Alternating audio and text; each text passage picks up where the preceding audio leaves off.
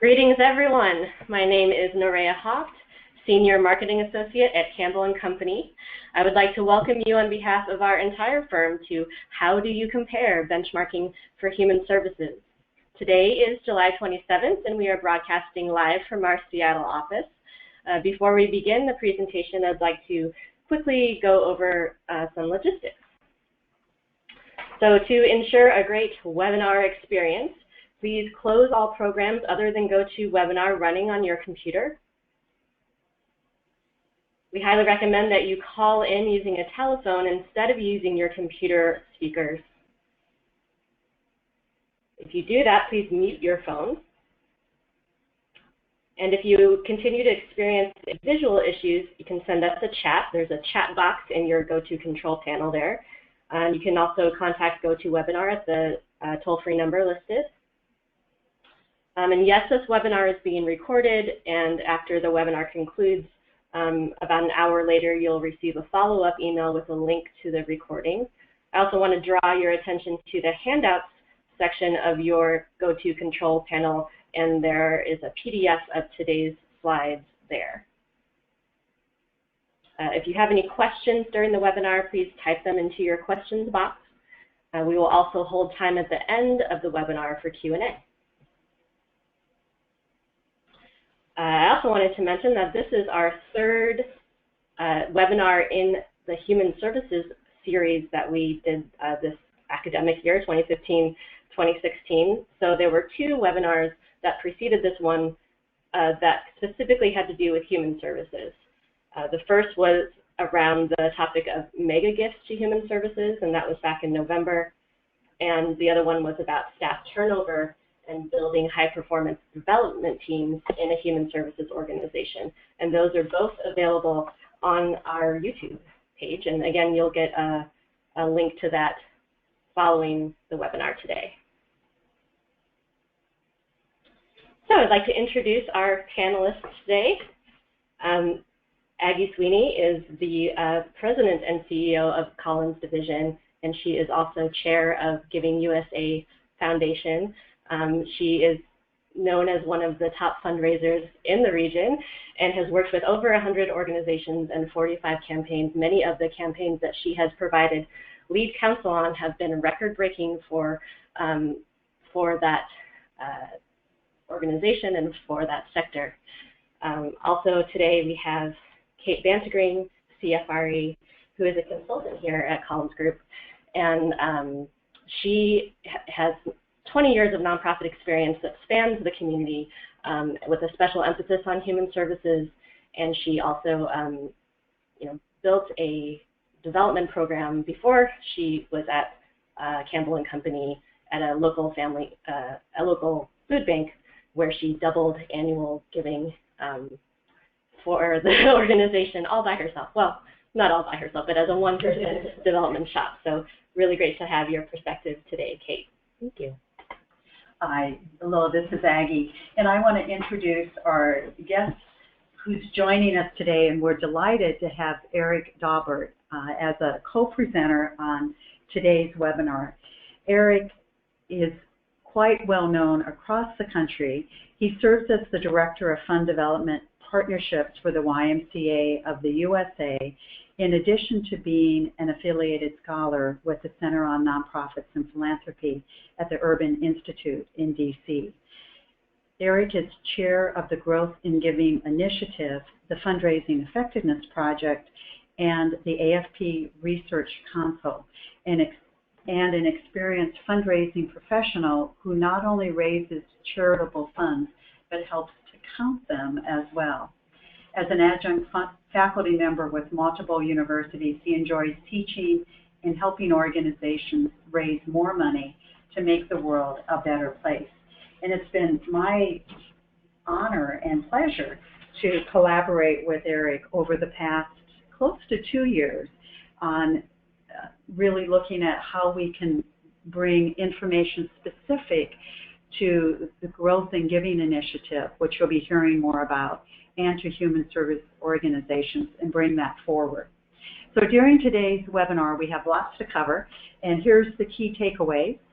We'll be bringing you some brand newly released benchmarks from the Growth and Giving Initiative data set, and it will be with a focus on human services organizations. We'll provide comparisons for small, mid-sized, and large fundraising programs, and also give some recommendations for improving your organization's results. So we have 2 polls worked into our webinar, and we're ready to launch the first. So we encourage all of you in the next couple of seconds to reply to the poll. We're interested in knowing how much your fundraising program raises annually. And because we're going to want you to compare the size of your program to some benchmarking numbers we'll be using in a few minutes from the Growth and Giving Initiative, please don't include multi-year pledges, but really think about the gifts that you receive on an annual basis from individuals, from foundations, and also from corporations. It'll be interesting to see with our audience today how we split across these 3 sizes of organizations. We know based on registrations that we expect we have about 125 people with us, and from organizations from the East Coast to the West Coast, from north to south. Very, very diverse group. While there's representatives of sectors outside of human services, at least 80% of those registered for this webinar have a very human services focus or seem to have a very high level of interest in human services, and we're delighted to have all of you join us.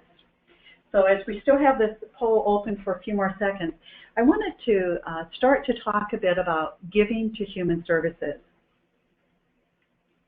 We've known for decades that there's really limited giving information about specifically the human services sector.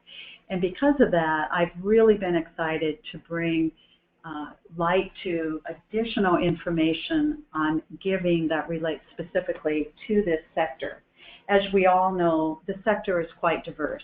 It includes organizations like the YMCA that Eric is affiliated with that have, affiliates across the country, and literally thousands and thousands and thousands of organizations, and each of them serving significant proportions of their local community. And then on the other range, we have smaller organizations, often in the basic needs category, perhaps food banks or organizations that are helping with clothing that are much smaller in nature. There are close to 400,000 501c3s that fit into the human services landscape.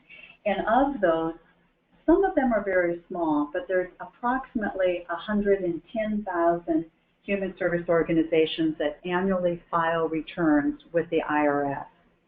So very, very broad. It's hard to put the sector under one category because of that.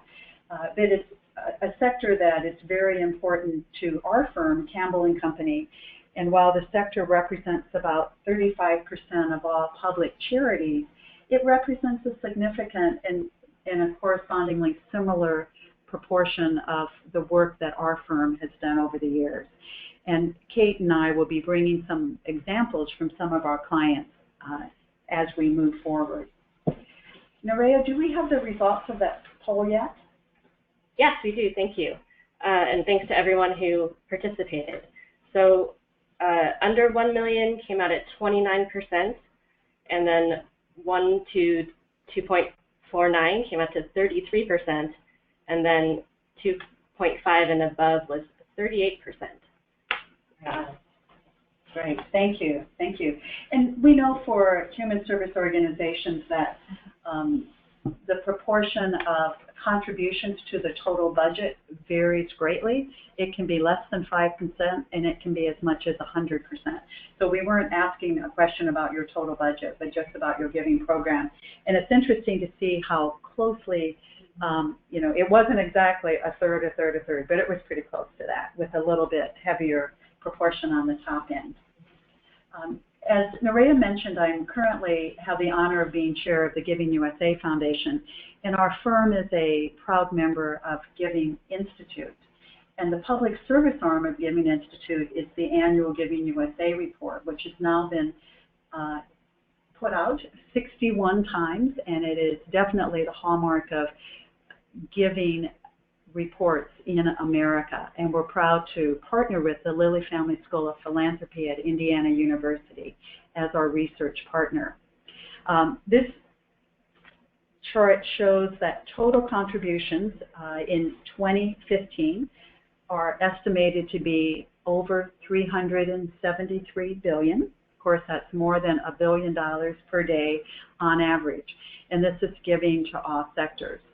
The Giving USA report was released just over a month ago, and Giving to Human Services is the third largest sector, and it consistently has been so over many years.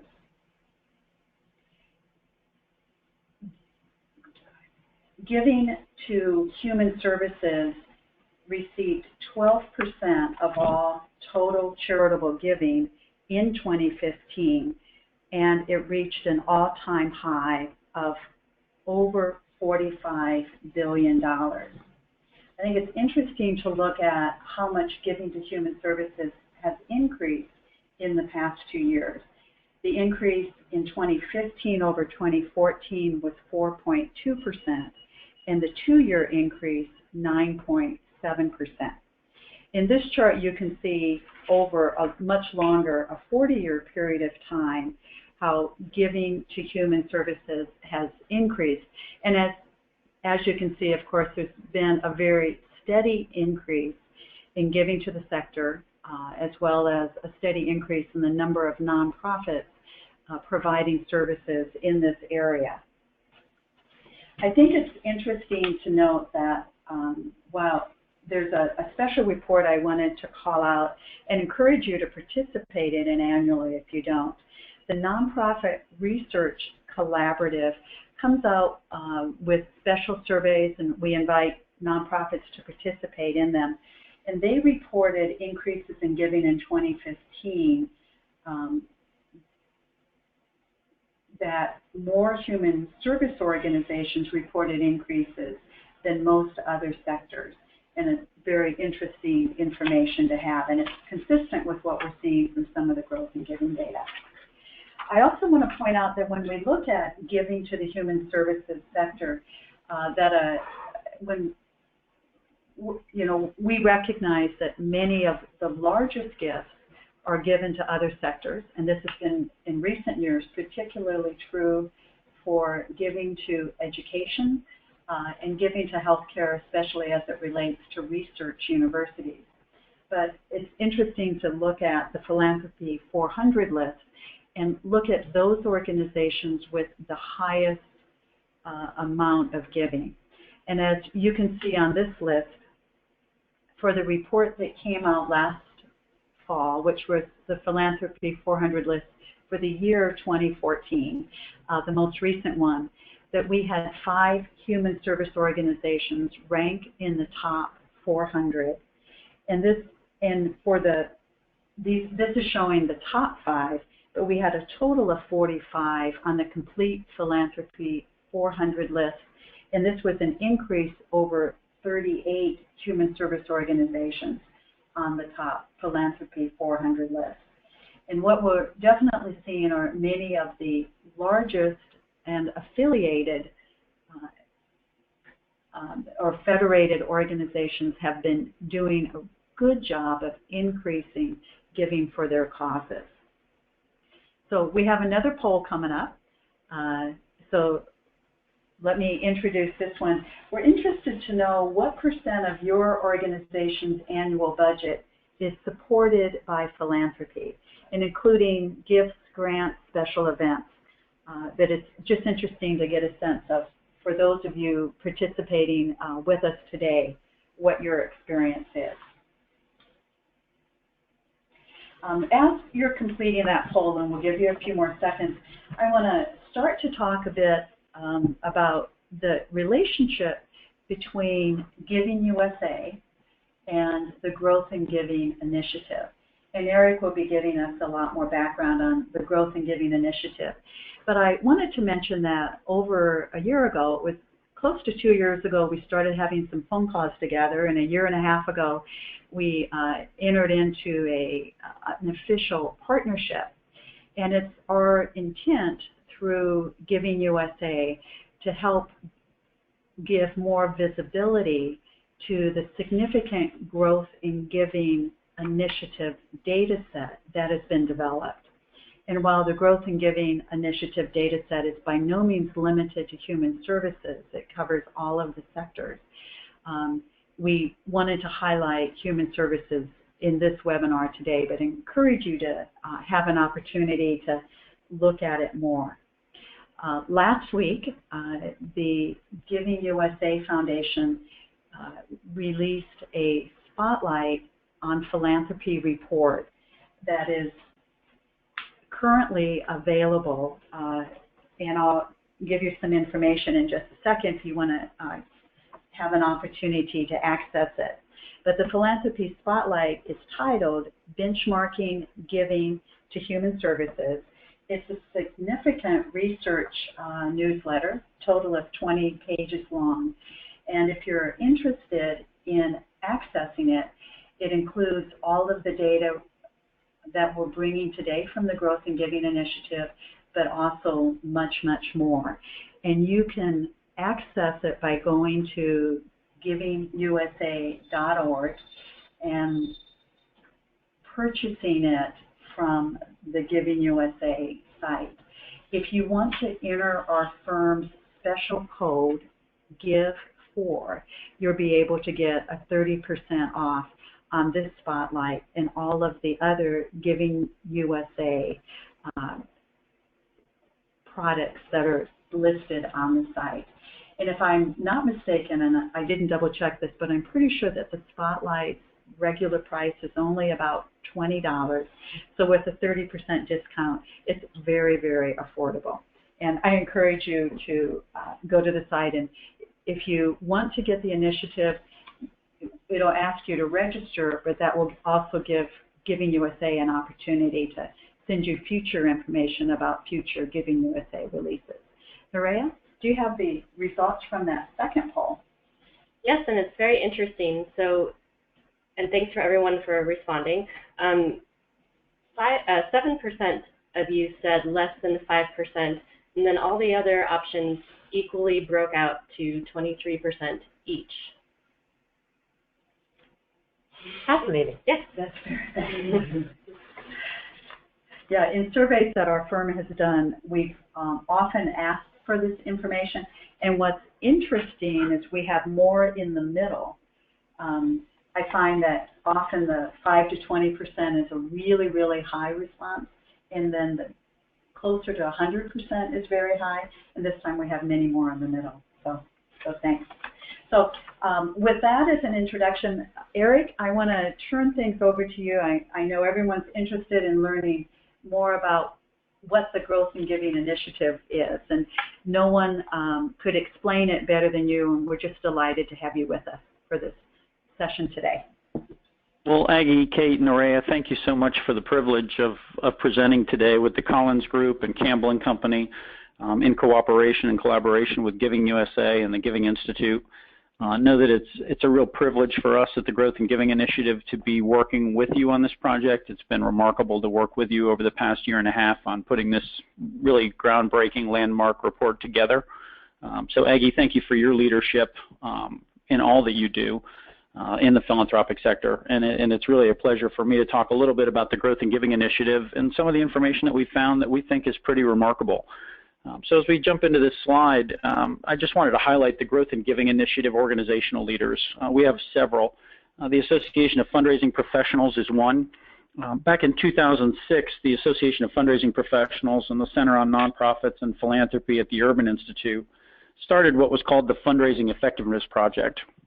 Two of our real founding leaders, a guy named Bill Levis, who actually helped co-create the Form 990, and a woman named Kathy Williams, who's been a leader and consultant with AFP for well over a decade, got together and really said, how can we get these two nonprofit organizations, how can we get these two great organizations to work together to both improve the research behind nonprofit metrics, nonprofit philanthropy, but then ultimately leverage that research to change organizational behavior. So know that it's been in our roots since the very beginning to say, how can we learn more about what happens really in the nonprofit sector, particularly in the realm of philanthropy and fundraising, and then leverage that information to help make organizational change and ultimately donor behavioral change. One of our long-term goals is to help donors understand how their giving affects and works with philanthropy and nonprofit organizations as well. So there's a lot that we can learn. Some expected results and some unexpected results. We're always learning. And it's really only through our organizational leaders, donor trends, the philanthropic service for institutions, the why, Donor Perfect, Bloomerang. These are all organizational leaders that both support our work financially, paying for things like server space and database creation and all that kind of stuff. And also I want to say thanks to our donor software partners, some of which are mentioned here, but also organizations like Bill and Neon and others. So as we jump into kind of the nuts and bolts of what is the Growth in Giving Initiative, I guess I'd like to start off by saying really what it is. It's a set of charitable research projects focusing on giving. And we really thrive in a space that has been affectionately termed co-opetition. Our goal is to share information that helps the nonprofit sector grow and to engage and involve for-profit partners, nonprofit partners in every way that we can in information sharing to make the world a better place. Now, our goal in that is to really understand what's happening in the philanthropic sector. Why have we been stuck at about 2% of GDP for so many years? Really, I think since about Giving USA started its study, giving has been very consistently at or around 2% of total philanthropy. Our goal is to figure out a way to generate even more resources. We see the nonprofit sector as a significant answer to the world's challenges. We see the nonprofit sector as offering real opportunity to make the world a better place. And we believe that if the nonprofit sector had more resources, that it could do even greater work. So all of our efforts, all of our research projects really thrive and are driven from that point of view. We want to make the world a better place by understanding philanthropy and figuring out how we can help increase it. So how do we do that? As we go to the next slide, one of the things we want to look at is, our way of looking at it is through these charitable giving research projects, and we have a bunch of them. One that we've become very well known for is called the Fundraising Fitness Test, and we're going to talk about that later, but what that is it's a free product offered through AFP. So you can actually go to afpfep.org, that's the AFP website, and you can download and utilize a free fundraising fitness test. And what that does is it enables you to create metrics for your own organization, similar to the ones that we created for this report. So as you're purchasing the Spotlight report for human services organizations on the website that Aggie referred to earlier, you can actually run your own organizational data through this fundraising fitness test and say, how are we doing? That'll enable you to benchmark against not only the national information, but what we believe is the most important benchmark of all, which is you and how you're doing. We have an amazing fundraising analytics team.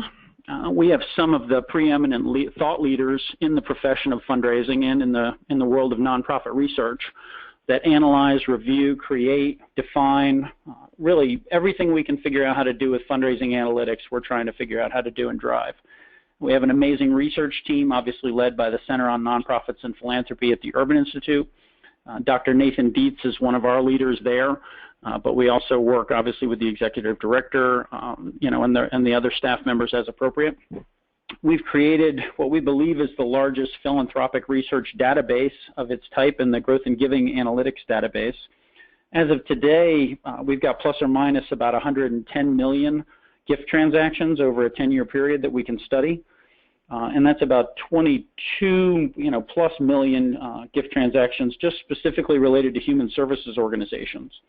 So know that as we are talking about this report, that it's based on 22 million gift transactions to human services organizations over the last plus or minus 10 years.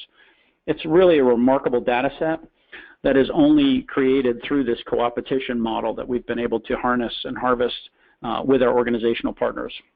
We're also working on indices, various metrics that can explain and show trending in nonprofits. You'll see some of those exhibited today.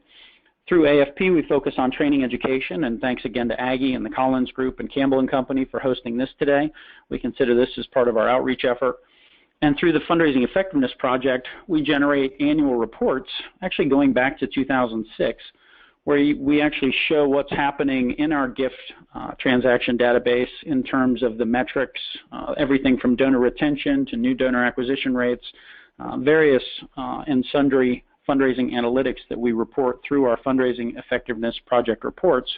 And again, these reports are available at afpfep.org. So as we move forward, I've been using this term FEP in the Fundraising Effectiveness Project. So, it's a good way to start. Well, what does this FEP thing mean? Well, what we're trying to do with this is we're trying to help organizations understand and measure their annual growth and contributions. And essentially, we look at this world in a fairly simplistic way, but it's essentially focusing on gains and losses.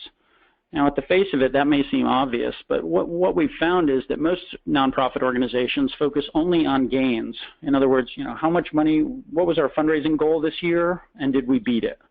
If we beat it, then we focus on the gains. We raised $100,000 more this year than last year, or whatever the number is. But what we often overlook and really miss an opportunity with is these losses in giving. So as we talk about the FEP, what we do is really focus on the measurement of gains and losses so that we can understand and really focus on things like improving retention, understanding acquisition rates, and so many other nuances. And one of our kind of core principles is that anything we can do to improve retention is really going to increase your growth by maximizing your gain and minimizing your losses. What we want organizations to do is understand that the donors they have are a key and critical part of their fundraising existence, and they also represent realistically the most probable and beneficial donors of the future.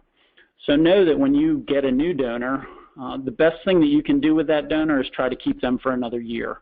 If you can keep a donor for multiple years, then your chances for keeping them over the long term dramatically increase. And by keeping them over the long term, you'll see even today in some of the slides that we're showing, it shows that they tend to give more over time, they tend to become more connected to your organization over time. There are tremendous benefits. So retention has been a real focus of our work to date, but we're also learning very exciting things about things like new donor acquisition and other areas as well. So as we kind of jump in today, what Aggie and I and her team are going to talk about today are really just a few key benchmarks that we want to focus on. And there's really 4 that we're going to talk about today. And we're going to pull these from the actual Spotlight report just to give you a taste of what's in there, but also to bring focus on some things that we've seen in our studies and also we believe contribute to the betterment of the bottom lines of human services organizations across the country. So what we're going to talk about today is the annual amount contributed per donor. We've seen some interesting things happen with this over time that we're going to talk about.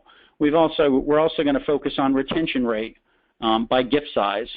One of the things we've seen is that through our study we can monitor and evaluate retention rate by gift size, and we've found some interesting things in those studies as well.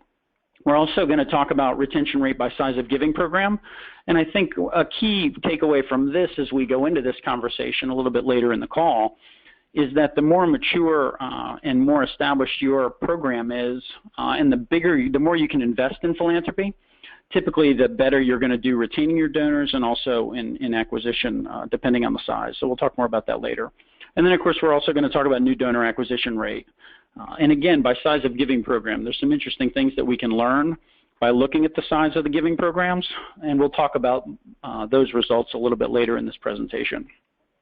So we're going to jump right in. We're going to jump right into annual amount contributed per donor. And the first thing I want to highlight on this slide is what we're doing here is we're comparing the human services organizations, which are represented in the black or dark color on your screen, and then we're comparing them against all other NTEE codes. So to begin, I want to explain what an NTEE code is, because that's a government term and it's a researcher term, but it's really not a term we use at our nonprofit organizations very often. And essentially what NTEE means is it stands for the National Taxonomy of Exempt Entities, which is only a name the IRS could love. But essentially what it does is it gives the IRS and other entities like Giving USA the ability to categorize the activities and really purposes of nonprofits. So for example, a church would be a religious organization.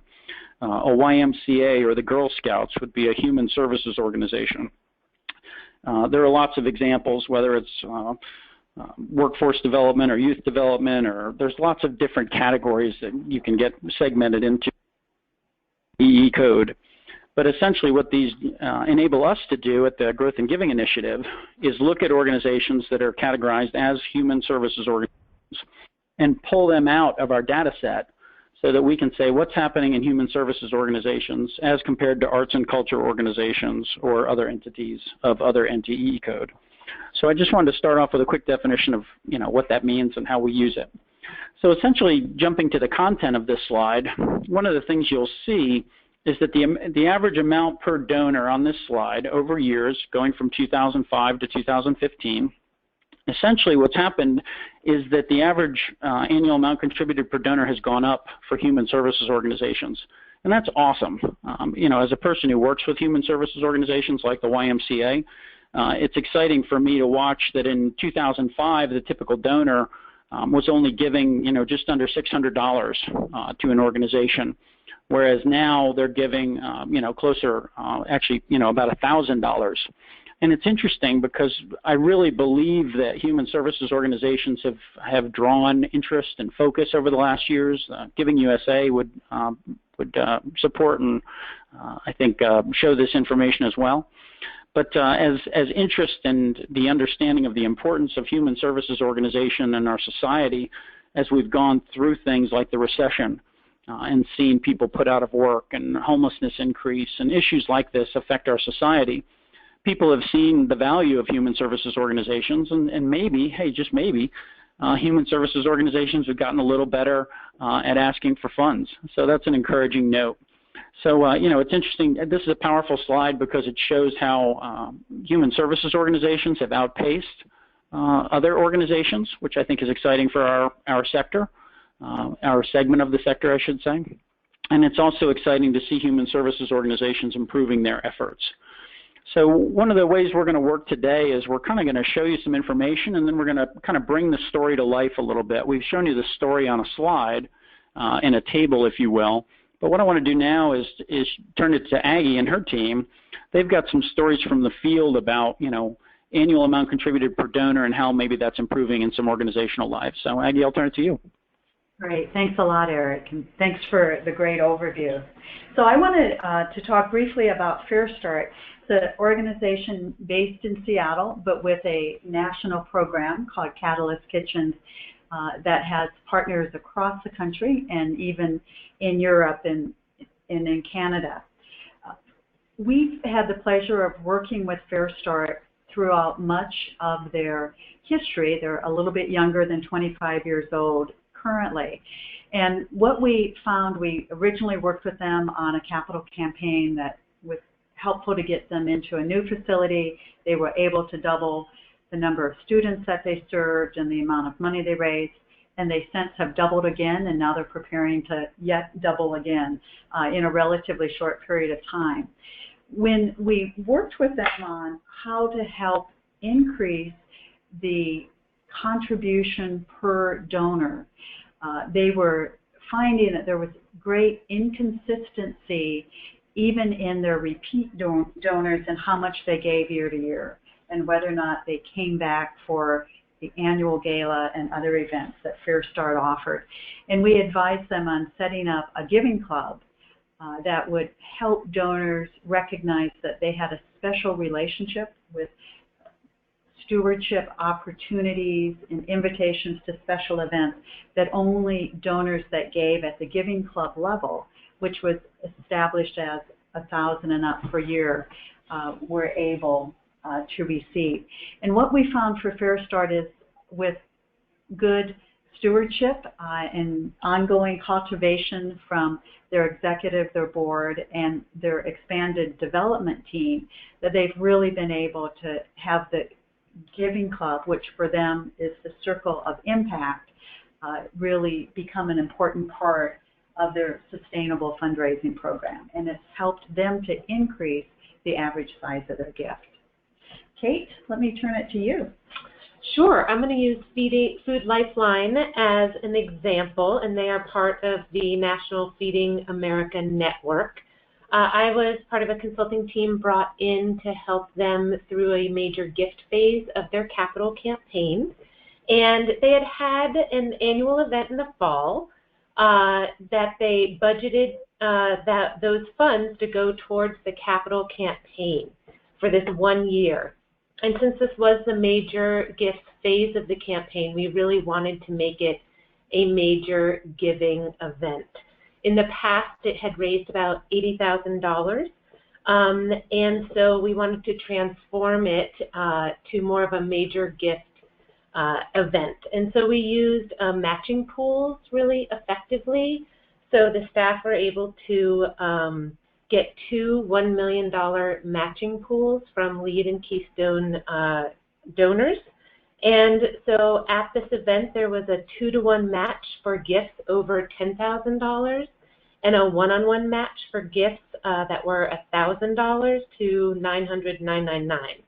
And so it was super effective. It gave the staff a great talking point to go talk to annual donors who were capital campaign major donor prospects, and also some new folks who we thought were capital campaign prospects. And the event raised $1.4 million that night. So all in all, with the 2 matching pools, it was a $3 million event. And they did find that a lot of people stepped up their gifts, and they were allowed to pledge over 3 years. And so it was really successful in providing incentives for people to step up their gift. Next, Eric's going to be talking about the next slide and retention rate by gift size. Yeah, thanks for those stories. I think they really bring alive the importance of increasing annual amount contributed by donor and some innovative ways to do it from the field. So thanks, Aggie and Kate, for those stories. As we jump into the next section, this slide shows retention rate by gift size. And it probably won't surprise anyone that human services organizations do a great job of retaining larger gifts. I think as you look at this slide, this is both, to me, a slide of success and celebration, and also a slide of opportunity and really increased focus potentially changing the world. What we've found is, of course, that new donors tend to give smaller gifts and repeat donors tend to give larger gifts. And that retention rate by gift size is really a metric that focuses on how do you retain your donors at the different giving levels within your organization. When you do a fundraising fitness test, you can actually see how you're doing at retaining donors of under $100. How are you doing at retaining donors of $100 to $249? And similar to the fundraising fitness test study, by looking at our growth and giving database, we found that human services organizations are doing a significantly better job of retaining donors that give larger gift size. So there's a couple things we can learn from this. First off, great job on retaining larger donors.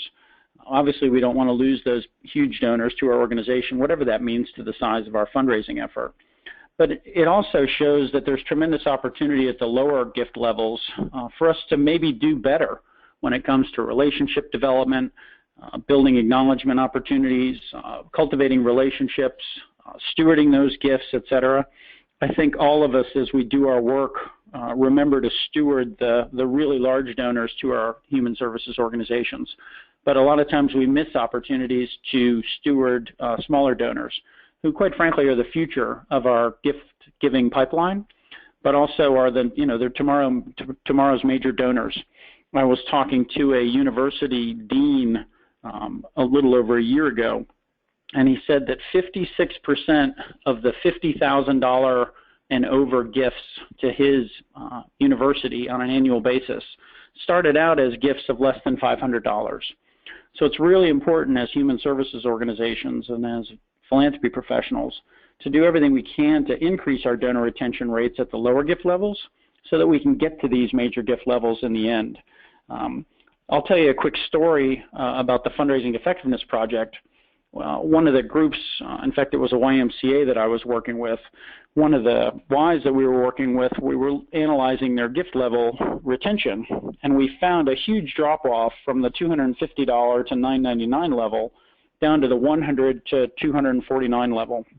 And what we look for is steep drop-offs. It's not uncommon for there to be a few percentage points, or you kind of go from 75% at the top to 65% at the next level, 55, 45, 35, that kind of thing. But when we see a really dramatic dip, it's an opportunity to ask a question like, what are you doing to this gift level that you're not doing to this gift level? And what we found was that personal thank you notes were going out to the higher level donors, but they weren't being sent to the next level down donors. So this particular YMCA worked on improving their thanking of the donors at the next lower gift level amount, and their retention rate went up accordingly. So it's that kind of example. We want to take this data and bring it alive, and that's just one example of how we did it. And I know, Aggie, you've got another example from the field in terms of this idea. Yeah, thanks, Eric. I've been very discouraged to look at retention rate data in recent years. And we've seen that acquisition of new donors as well as retention rates have been steadily declining over the past decade, not only since the Great Recession started, but even before that. And it's hard to see, but it's also important for us as fundraisers to say, well, what can we do to improve this?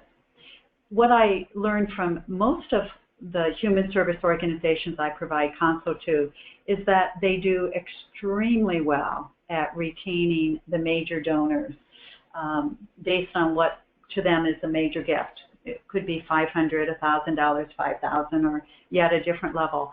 I'm going to talk a little bit in a few minutes about Wellspring Family Services, and I was reviewing some of their data. And for their major gift donors of $1,000 and up, their retention rate is as high year to year as 99%, which is extraordinary, of course. And it shows excellent confidence in leadership, clarity of communications, and what the mission impact is, but also excellent stewardship of donors and helping them realize how important they are. When we entered the Great Recession, many organizational leaders, executives, CFOs, board members, weren't confident that fundraising would be successful, and many departments lost the number of fundraisers that they have, or there was turnover that disrupted some of the relationships. And I think it's just really important to recognize that it can cost more to acquire a new donor than the value of their first gift. And if most of those new donors don't repeat, it's not a good investment of our limited resources. But for those programs that have continued to invest in good stewardship practices, we've seen better results in retention than what is shown in this overall survey. Kate, anything you want to add? Yeah, one thing I found really effective when I was at Family Works Food Bank and Family Center when I started the program there was we realized when people made their first gift, they didn't necessarily know a whole lot about us. They may have been asked by a board member or come to an event or found us through some other means. And what we started doing was sending a welcome packet to for all first-time gifts. And it was not hard to do. It was quarterly. I would just do a query in the database for first-time gifts in the last quarter. And what we decided to go into it was a welcome letter from the executive director, a past annual report so they could understand us a little more, a current calendar of events to see the depth and breadth of all we were doing, and ways to engage with us. What social media were we on? How could they connect with us there? Who was our volunteer coordinator, and ways that they could get involved if they wanted to. And again, accordingly, the retention of those who got welcome packets were a lot higher than those who previously had not. Another thing I've seen really effective is to reward the loyalty of donors at any level.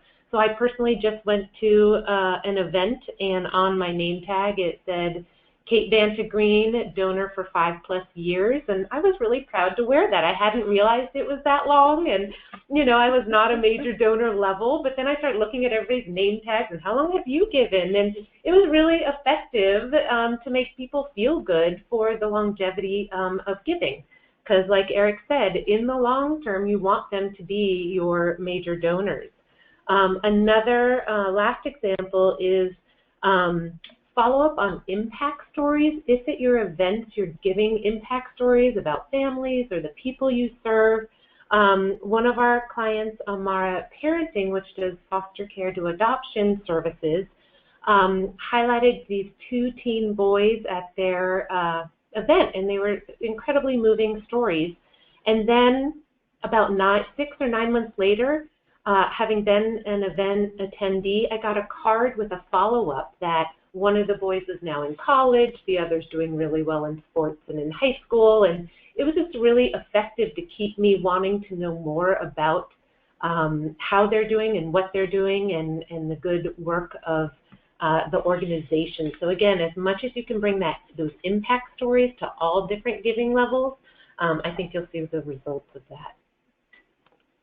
Yeah, great stories. Thanks for sharing that, Aggie and Kate. And again, great testimony as to how we can learn from research, understanding your donor retention levels at different rates and at different donor gift sizes, and really transform it into behavioral change. Sending out welcome packets, great ideas. So thanks again for sharing those. As we look at this next slide, which is really retention rate by size of giving program, this is a fun one for us on the research side, because what we're beginning to show and prove is that our research is showing that the more money an organization raises, the more they retain their donors at a higher rate. So that's pretty remarkable. And while it may seem obvious, or maybe it's something that you had thought of before, it shows that the more probably seasoned your organization is, it shows the more focus you have on fundraising as an important program within your organization. It shows that it pays real results.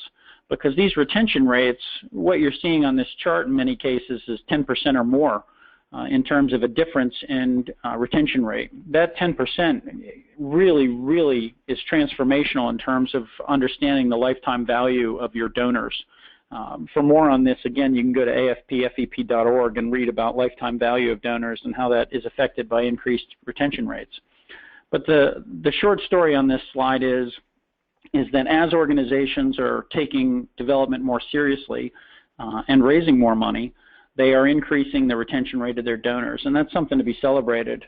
It's an opportunity if you're a small shop to say, hey, imagine what we could do if we had a little bit more resources. Here's what a larger fundraising program can bring us. Here's how it can change the face of our organization over time. By focusing on increasing the size of your program, and increasing the professionalism that you bring to your fundraising efforts, you can increase your retention rates. And this computes to real dollars and cents in terms of change. I guess just for a quick story, Aggie, I know you've done some work with Wellspring. Talk about the work at Wellspring and how that's been transformational. Yeah, and Wellspring is an organization that fits into the mid-size in terms of their overall giving program. And they are raising about 15% of their total annual budget is coming from contributions and raising a bit over $2 million a year. They find that 40% of their total giving comes from individuals, so they have a significant program of grants from foundations and support from different corporations. About 10% of their 10% of their donors are major donors. And while they find that their retention rate with major donors is excellent, that the retention rate with donors at other levels varies much more. Still, the rates are higher than what we see in the overall graph that we were just looking at, but still there's some room for improvement on the retention rate for those donors giving less than $1,000 a year. Yeah, great comments, and Aggie, thanks for sharing that wisdom with the group. The next slide that we're going to jump into is new donor acquisition rate by size of giving program. And this is really an interesting one. In the last slide we looked at in terms of retaining donors, who does that better, larger fundraising operations or smaller? Larger fundraising operations do better at donor retention. Well, this is a classic example of, hey, we can learn from the little guys. Small shop organizations do a better job typically at new donor acquisition rates than the large shops do. There is some excitement in the middle space, which Aggie, you said Wellspring fit into. They're also competing, I'll say, in the new donor acquisition rate. I think there are a lot of theories that we can have around why this is. I think when you're small, it's easier to do different and innovative things sometimes than when you're large. I think sometimes it's the larger we get, the more confident we get in the way we've been doing it. So we tend to maybe do things a little bit more the same from year to year than maybe a smaller organization does. But I think the important message here is that new donor acquisition is a critical component of any development program. Retention is a given, and I'll say attrition is also a given. Maybe the more important side of the equation. You're never going to be able to keep all of your donors from one year to the next. So it's critical that your organization focus on acquiring new donors as well as retaining old donors. They're both critically important to the stability and improvement of your financial development program in the long haul. So again, neat thing on this slide, small organizations do a great job of new donor acquisition. We can learn a lot from them. And I think, Kate, you've got a story about Family Works, if I'm remembering correctly, about their new donor acquisition program. I sure do. When I was there, we heard very often from donors that we were a best-kept secret, that we were this great organization and no one had ever heard of us. And, of course, I was horrified as a development person and knew we had to change that. We were a small neighborhood food bank family center, and we really wanted to capitalize on that because we knew that once people met us and saw the community building we were doing, they would love us. So we, in Seattle, there are community art walks during the summer where different stores and cafes will put up local artists, and you can walk on certain days and they open up their doors and you can see the art. So we joined the community art walk, and we had a client who was selling their artwork, and we gave tours of the food bank and talked about what we did. And we also did during 2008, right after Barack Obama was elected.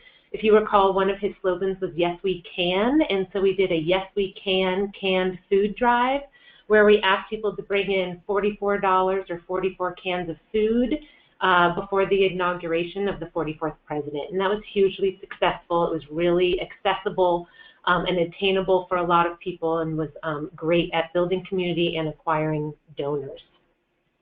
I think Aggie has some other examples. Sure. I wanted to talk briefly about HopeLink. It's a community action program organization in the greater Seattle area. And they've had particular success in acquiring new donors through their annual luncheon, which is attracting 1,000 people a year, and also through Giving Day.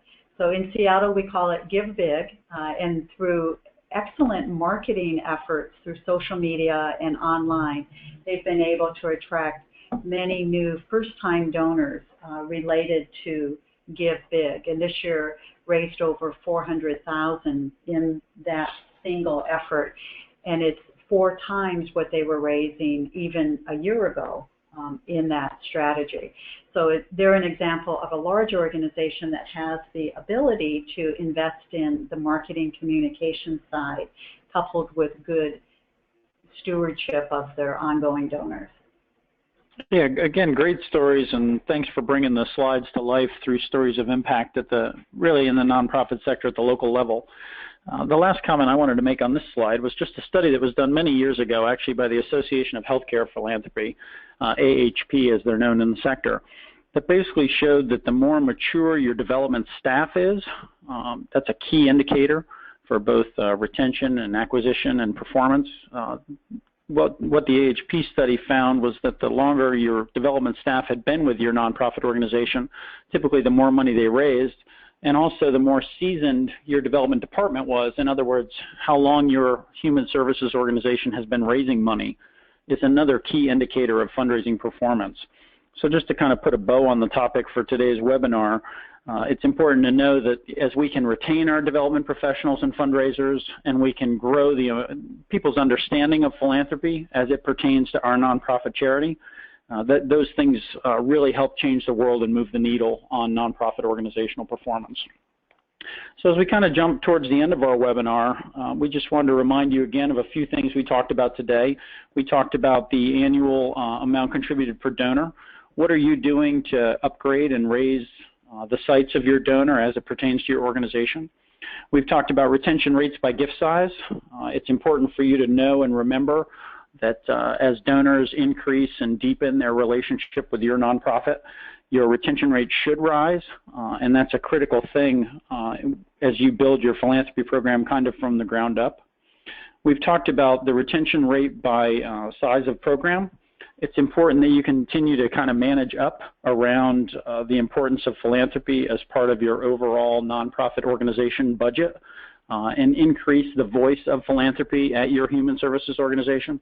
As the poll earlier showed, there are differing rates of how much our human services organizations rely on philanthropy to keep the doors open and run the life-changing programs that we do. But it's important for you to keep in mind that as your giving program develops, you want to be seeing improved retention and improved results in a variety of areas. And then the last one we talked about today, of course, was new donor acquisition. Donor attrition is a part of life in the fundraising world. None of our organizations will be able to keep all of our donors from year to year. People pass away and change interests and move away and all these kinds of things. So it's important that we're acquiring new donors as well. Aggie, what I thought we'd do at this point, I know we've got some opportunity for Q&A and some opportunity for wrap-up as well. So why don't I make it your turn to make it their turn, and we'll go from there. That sounds great. Nerea, do we have any questions in the queue from our listeners today? Yes, and the first question that we got in relates back towards the beginning of the webinar, Aggie, when you were sharing data from Giving USA, and we just wanted some clarity. Has the percentage of Health and Human Services giving increased over 40 years as well? The chart was really about the amount of money raised, but they wanted just some more clarity about that. The percent of giving to human services as a total portion of the pie has actually not changed that much, at least not in the last 10 to 25 years. We're currently close to 12%, and that's been pretty consistent for a number of years. Okay, great. And please, those of you who are listening, type your questions into the questions box there, and we're happy to answer them now. Another one, any thoughts, and this is for any of you, any thoughts on why retention rates for human services have declined over the last decade? If the recession was not the factor, what do you think is? Yeah, I think overall retention rates, as the information showed, specifically in the higher amounts, have actually done pretty well. At the same time, I think in organizational staff changes, as the human services organization fundraising development functions have changed, retention has only really become a focus in the last 10 years for many organizations. I can tell you when I was fundraising 20 years ago that we focused on the dollars that we raised and really didn't look at the gains and losses. So I think as the conversation expands around gain and loss performance and organizations understand donor retention, we can continue to make improvements on it. But overall donor retention has definitely been floundering under 50% for I think as long as we've been studying it at the Fundraising Effectiveness Project. And there's great opportunity for improvement moving forward. So more to come. Great, thank you, Eric.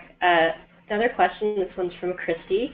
To what extent are organizations still using direct mail solicitations specifically for acquisition and retention? You might not know, but you might have some good anecdotal. Aggie, you want to take this one, or I'm happy to? Sure. Yeah, I can jump on it, and then Eric, if you have more specific info, go ahead. We're definitely seeing that there's trends away from direct mail for acquisition. Definitely a lot of direct mail for renewals, especially at an annual fund level. That the firms that are the direct marketing firms have been able to apply some additional ideas to try and improve the direct marketing programs. Eric, do you have any more statistics on that or experience? Yeah, I don't necessarily have statistics, but I think what we're seeing is trending towards multi-channel marketing, where direct mail plays a role. I always say if you want to double your direct mail results, send it in Canada, because they get less direct mail than we do, and thus their direct mail open and response rates are higher. So I think direct mail still plays a role in donor acquisition, and it can be an effective part of a multi-channel strategy, particularly one that focuses online, et cetera. So I think there's a space for it, and it still plays a role, particularly in larger federated organizations where these operations are more centralized. So I wouldn't rule it out, but the smaller you are, typically the less effective I see it, because it's not as well written, it's not as well focused, et cetera, usually is my experience. Yeah. And organizations may not already have the brand recognition that the national or long-standing organizations would have. Yeah, very well said.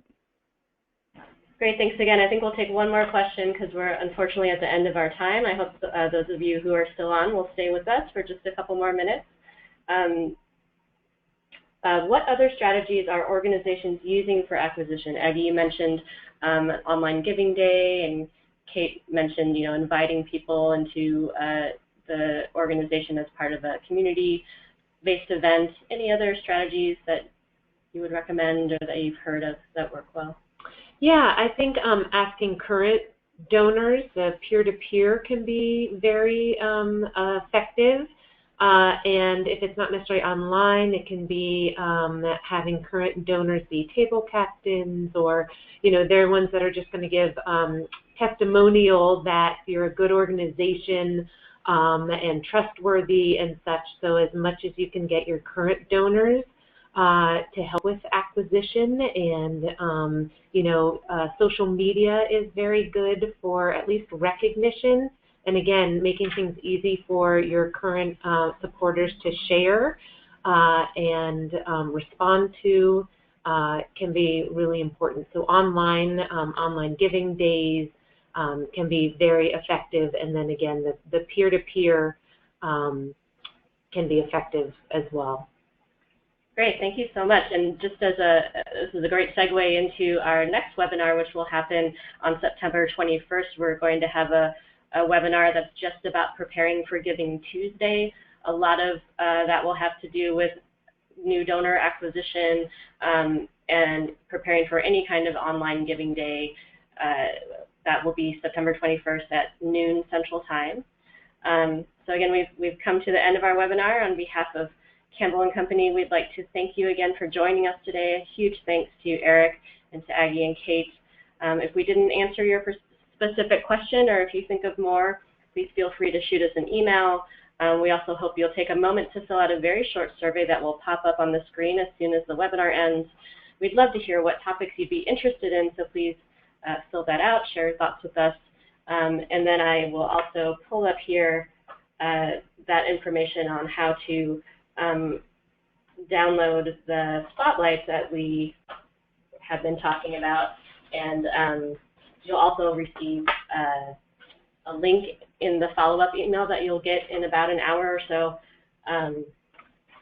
that will have the same information. And one of you asked about, you had trouble finding this on the Giving USA website, so we'll include a specific link to where that spotlight is available. Okay, great. Thank you so much. Have a great day. Thank you.